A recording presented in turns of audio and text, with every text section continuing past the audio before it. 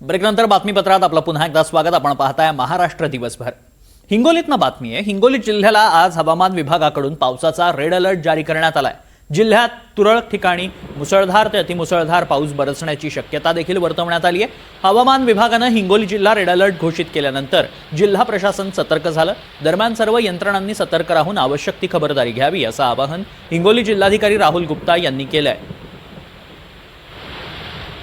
अधिक माहिती जाणून घ्या, आमचे प्रतिनिधी समाधान कांबळे सध्या संपर्कात आहेत। समाधान, खबरदारी घेण्याचं आवाहन करण्यात आलंय, काय अधिक माहिती आहे आणि काय सध्या परिस्थिती आहे?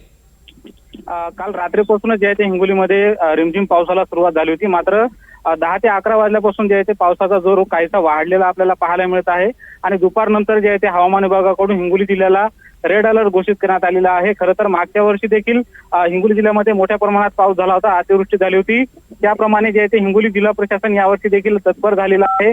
अनेक ठिकाणी ज्या यंत्रणा आहेत त्यांना सतर्क राहण्याचं आवाहन जे आहे ते जिल्हा प्रशासनाने केलेलं आहे। खरं तर जुलैच्या शेवटच्या आठवड्यापर्यंत मराठवाड्यामध्ये जे आहे ते पावसाने दडी मारलेली होती।